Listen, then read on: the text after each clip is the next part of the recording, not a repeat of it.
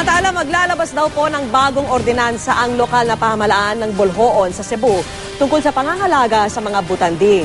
Kamakailan kasi nakuna ng litrato roon ang isang butanding habang sinasakyan ito na tila surfboard ng ilang residente. Nakatutok si Monching Oxtero ng GMA Cebu.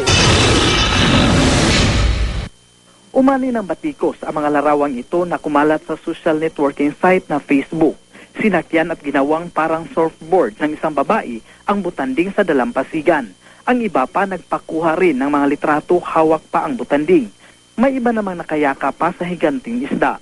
Unang nai-report sa Facebook na sa bayan ng Uslob ito nangyari, pero mariin itong tinanggi ng mayor ng Uslob. Mga diving, so na monitor sa ilang. O dili na to ang pagpanghikap, dili na to ang pagsakay sa whale shark niya. We should be 5 meters away from the whale shark kung ditan mo langoy sila sa ilang.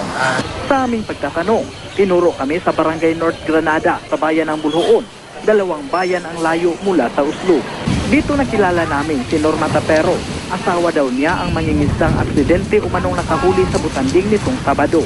Anya naipit sa lambat ang butanding, kaya imbis na mabutas ang kanilang lambat, dinala nila muna ang dambuhalang isda malapit sa dalampasigan para doon pakawalan mula sa pagkakalambat. Tira na niya, natingala sa nganong bugat ni Kayo, dingi gisalom antong usa muna nga pa na ay kaan dako kayong isda nya mo to nitawag siya og mga kauban buris piliw nga patabang para madalas piliw kay di naman gud mabadbad dito kay nalimis na mas pukot. Mga tao ba nya excited nila utong ang usa ka babae nga bata dalaga na gud siya kuan nasakyan gud niya. Matapos magpa-picture, pinakawalan din naman ang butanding, pero dismayado si Bolhoon Mayor Teresita Siles sa nangyari. Marami raw butanding na nakikita sa bayan nila, kaya kailangan nilang proteksyonan ang mga ito. Kaya maglalabas daw sila ng bagong ordinansa. Dili na sinahilabtan, kaya ako na usa ang bitay nila sa mga tao.